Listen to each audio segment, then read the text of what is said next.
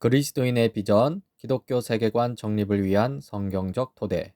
3부, 현대의 세계관은 어떤 것들인가? 9장, 우리 시대의 신들, 세 번째입니다. 우리 시대의 우상들로요. 먼저 과학주의가 있습니다. 모든 것을 알 수 있다는 전지성을 우리에게 약속하죠. 그리고 기술주의 첫 번째가 있습니다. 모든 것을 할 수 있다는 전능성을 우리에게 약속합니다. 그리고 기술주의 두 번째가 있습니다. 물질적 번영을 가져다주는 이윤을 우리에게 약속합니다. 마지막으로 경제주의가 있습니다. 이 모든 것을 종합하여 얻을 수 있는 물질적 번영을 우리에게 약속합니다. 그러나 이런 우상들에게 문제가 발생했죠. 먼저 우상 파괴하기입니다. 이 세계관이 유지되기 위한 요건을 보자면요. 먼저 사람들에게 자기 자신의 정체성, 이 신분, 지위를 마련해 주어야 합니다. 그리고 사람들에게 문화 형성을 위한 틀을 마련해 주어야 하고요. 마지막으로 사람들에게 삶에 대한 소망도 주어야 합니다.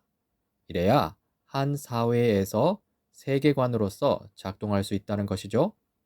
이러한 세계관은 쉽게 흔들리지 않습니다. 이 세계관의 종교적 성격 때문인데요. 이 세계관의 종교적 성격은 온갖 형태의 반대에 직면하더라도 곧바로 세계관의 원기를 회복시켜 준다는 것입니다. 가령 십자군 전쟁이라는 역사적 과오에도 불구하고 이 그리스도인들은 이 기독교 세계관을 버리지 않는 것처럼 말이죠. 하지만 그렇다고 세계관이 아예 무너지지 않는다는 의미는 아닙니다. 이 세계관의 종교적 성격에도 불구하고 이 핵심 신념이 흔들리면 세계관은 무너지기 마련인데요. 가령 예수 그리스도가 부활하지 않았다고 한다면 그리스도인들은 이 기독교 세계관을 버릴 가능성이 아주 큽니다. 사도 바울조차 그렇게 말했죠. 이제 세속적 우상들, 이 과학주의, 기술주의, 경제주의에 대한 분석 평가 틀이 마련되었는데요. 먼저 세속적 우상들을 흔들 수 없는 이 과오들을 분별해야 합니다. 이 육과 우상 파괴하기 나머지 부분에서 일부 다룰 예정입니다. 다음으로 세속적 우상들을 무너뜨릴 수 있는 핵심 신념을 분별해야 합니다. 이것은 7과 가을 한기, 8과 유토피아라는 허구에서 다룰 예정입니다. 이 경제주의를 흔들 수 없는 과오들을 좀 살펴보자면요. 이 대공황과 같은 경제 침체를 들 수 있는데요. 사실 대공황은 큰 장애물입니다. 이 경제주의를 포기할 만한 사건인데요. 하지만 이 사람들은요, 이 대공황을 조금만 수정하면 되는 약간의 차질 정도로 생각했습니다. 그러니까 이 경제주의가 잘 안 무너진다는 것이죠. 보이지 않는 손이 제대로 작동하지 않긴 했지만 경제 체제에 대한 정부의 간섭이라는 이 좀 더 잘 보이는 손에 의해 치료될 수 있다는 것이죠. 실제로 케인스의 정부 간섭주의의 일환으로 시행된 이 뉴딜 정책, 이 뉴딜 정책의 조정과 생산, 기술, 과학 연구를 독려하기 위한 이 실험 덕분에 이 경제주의 체계 전체는요, 다시 진보, 풍요, 사회적 조화로 돌아오기도 했습니다. 여기서 우리는 케인스의 타협안을 좀 살펴볼 필요가 있는데요. 이 우상을 잠시만 용인하자는 것입니다. 이 케인스는 다음과 같이 말합니다. 경제주의의 탐욕과 고리대금은 잠깐 동안 우리의 신이 되어야 한다. 그 신만이 우리를 경제적 결핍의 터널을 지나 밝은 곳으로 나아갈 수 있게 하기 때문이다. 이 케인스는요, 우리가 경제주의, 탐욕, 고리대금이라는 신을 잠시 달랠 수만 있다면 우리는 경제주의 우상숭배, 탐욕이나 이 고리대금에서 벗어날 수 있으리라고 생각했다는 것인데요. 그러나 케인스가 간과한 질문이 있습니다. 이 경제주의라는 우상을 정말 달랠 수 있는가? 이 신이 계속 새로운 희생을 요구하지는 않을 것인가?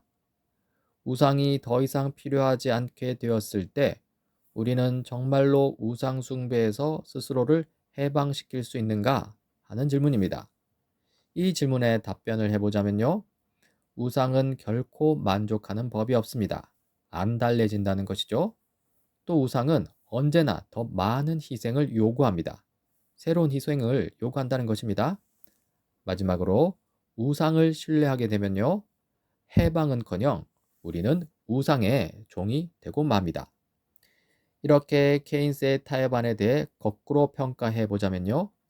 케인스가 바란 것과 같이 우상 숭배에서 벗어난 새로운 사회가 도래한다면 그 사회는 케인스의 말처럼 우상을 만족시켰기 때문이 아니라요. 케인스의 말과는 달리 우상을 전복시켰기 때문입니다. 즉, 현대 사회는요. 우상이 요구하는 희생을 계속 제공할 수 없습니다. 우상들도 자신이 약속한 좋은 삶을 줄 수 없다는 것이지요. 그리하여 우리는 이 우상들에게 위기가 닥친다는 것을 볼 수 있습니다. 7장 가을 한기인데요.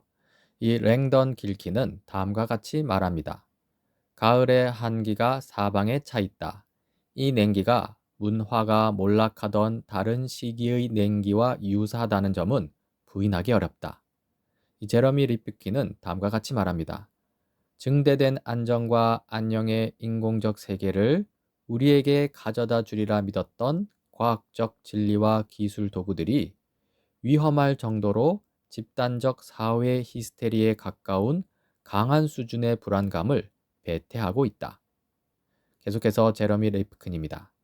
특정 세계관이 붕괴될 때, 즉 세계관이 추종자들에게 근본적 문제에 대한 만족스럽고 적절한 대답을 더 이상 제공할 수 없을 때 신앙은 파선하고 불확실성과 혼란이 야기되며 개인과 집단은 표류 상태, 즉 무방비 상태, 무엇보다 두려움에 사로잡혀 갈피를 잡지 못하는 상태에 내던져진다. 이렇게 해서 우상이 위기를 겪게 되는 것을 보여주는 것이죠. 첫 번째로 과학주의라는 우상의 위기를 살펴봅시다. 이 과학주의 우상은 모든 것을 망라하는 과학 지식을 우리에게 약속했습니다. 이 전지함이라고 할 수 있습니다. 하지만 과학주의는 그 약속을 지키지 못하면서 오히려 우리를 배신한 셈이 되는데요. 실제로 과학주의가 우리에게 준 것은요. 먼저 정량화된 삶입니다.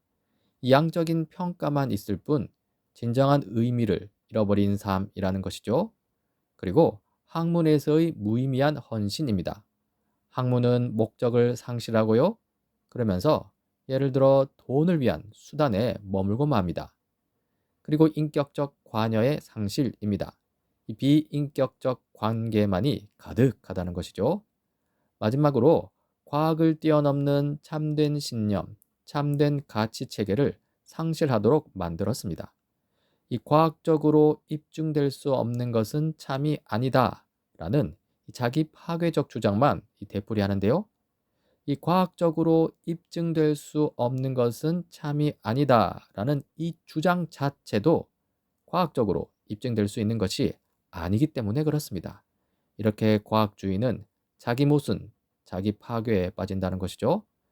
결국 과학주의는요, 우리를 전지의 존재로 만들기는커녕 과학의 모든 형태의 참된 지식을 부정함으로써 오히려 참된 지식으로부터 우리를 격리시켜 버리고 말았습니다.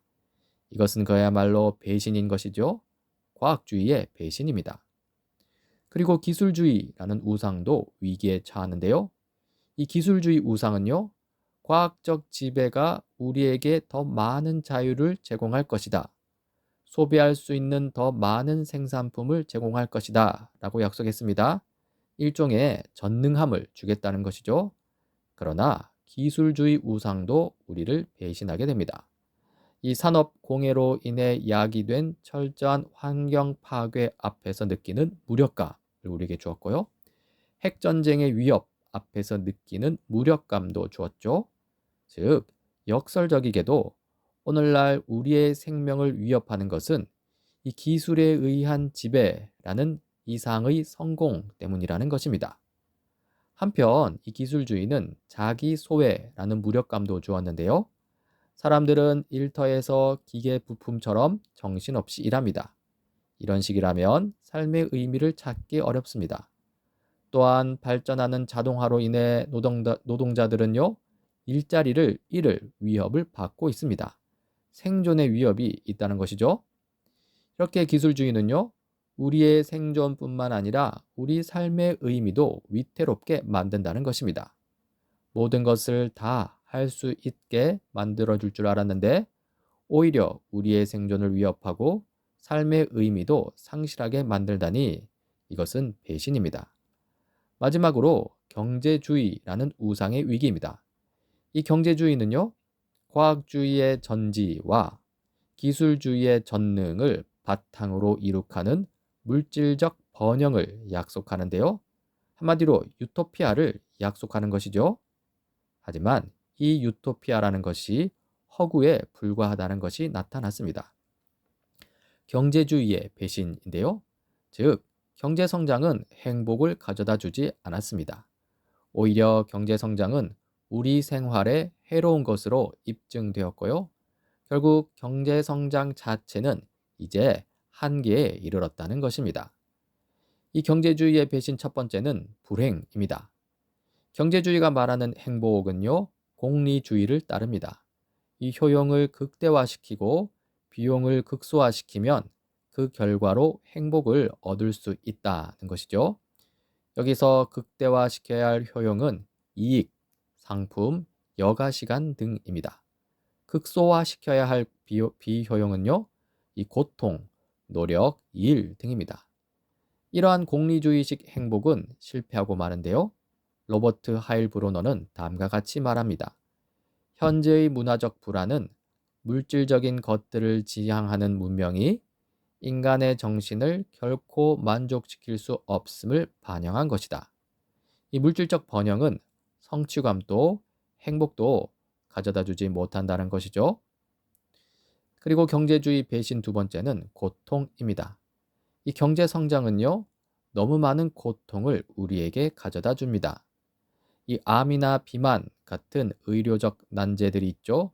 스트레스, 과잉, 과식이라는 이 풍요로움의 역습입니다. 이 성의 상품화도 그렇습니다. 이는 방임적 자유를 추구하는 경제주의 문화에서 나온 것이라 할 수 있습니다. 이 노약자나 장애인을 열등한 사회 구성원으로 취급하는데요. 효율성을 추구하는 문화의 당연한 귀결입니다. 사실 이것은 정도의 차이만 있을 뿐 히틀러의 장애인 정책과 본질은 동일한 것입니다. 그리고 빈부격차도 있습니다. 이와 관련하여 낙수 효과 이론이 있는데요. 부자를 지원하면 가난한 사람들에게도 그 경제적 이익이 흘러내려올 것이라는 이론이죠. 하지만 낙수의 흐름은 너무 느리고요. 빈부의 격차는 결코 가시적인 변화를 가져오지 않았습니다. 그리하여 이 이론은요, 부자들, 기득권의 이익을 채우는 수단이 되고 말았다는 평가를 받고 있습니다. 그리고 경제주의의 배신 세 번째는 무한한 성장이라는 약속과는 달리 한계에 봉착하고 말았다는 것입니다.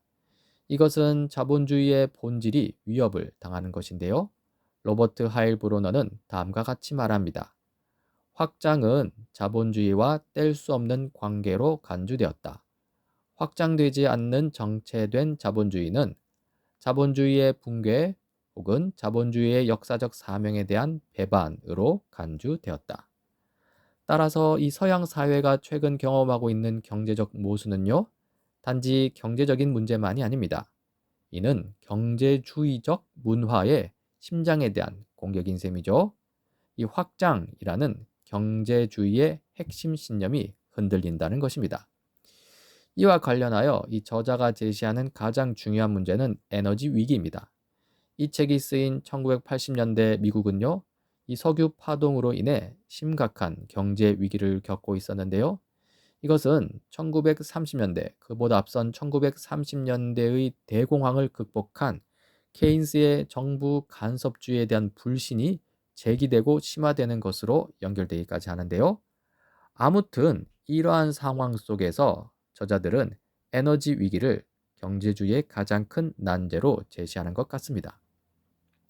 그렇다면 2020년대를 살고 있는 오늘날 이 경제주의의 가장 큰 문제는 무엇일까요? 대체로 양극화 문제를 거론하는 것 같습니다. 이 배경적 이해가 필요한데요. 이 1980년 경제 위기로 인해 케인스의 정부 간섭주의가 불신받으면서요. 이 신자유주의, 이 자유방임주의의 후계자가 시대 정신으로 다시 제시되었죠. 그리고 오늘날 전 세계는요. 신자유주의라는 기본 전제 위에서 탈신자유주의적 비판이 제기되고 있는 상황입니다. 이렇게 살펴보면요. 오늘날 한국 경제의 가장 큰 문제는 이 신자유주의의 주요 비판점인 양극화 문제를 들 수 있습니다. 먼저 이 경제적 양극화입니다. 이 부동산 폭등으로 인한 자산 양극화, 정규직, 비정규직 노동 구조로 인한 소득 양극화, 열악한 자영업자들의 상황이 이를 잘 보여주죠. 이로 인해 사회적 양극화도 발생하는데요. 이 경제적 양극화와 맞물리면서 이념, 세대, 계층 간 갈등이 심화된다는 것입니다. 이러한 양극화 문제는요, 이 자본주의의 핵심 신념인 확장을 가로막는 아주 큰 장벽인 바 오늘날 경제주의가 직면한 가장 큰 난제로 보입니다. 결국 경제주의라는 우상은 제한성이라는 한계에 직면하는데요. 제러미 리프키는 다음과 같이 말합니다.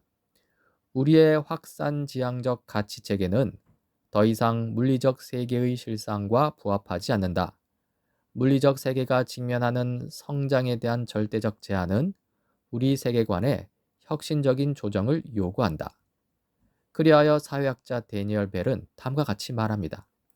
근대성의 진짜 문제는 신념 문제다. 오래된 방식으로 말하자면 영적인 위기다. 사람들의 세속적 의미 체계가 환상으로 입증되었다면 사람들을 현실과 엮는 것은 무엇인가? 나는 그리 인기 없는 어려운 답을 감히 제시해 보려고 한다. 그것은 바로 어떤 형태의 종교로 돌아가는 것이다. 결국 진정한 해결책은 과학주의에도 기술주의에도 그리고 경제주의에도 없습니다. 이 문제는 본질적으로 영적인 문제인데요. 영적인 위기는 영적인 해결책을 필요로 합니다. 한 세계관, 가령 경제주의의 죽음은요, 새로운 세계관, 가령 성경적 세계관의 채택 혹은 개발을 요구한다는 것입니다. 그리고 이 지점에서 성경적 세계관을 견제하는 그리스도인들이 제기해야 할 질문들이 있습니다. 새로운 문화적 비전의 구성 요소는 무엇이야 하는가? 성경적 세계관은 우리 문화의 불안에 빛을 비추는가?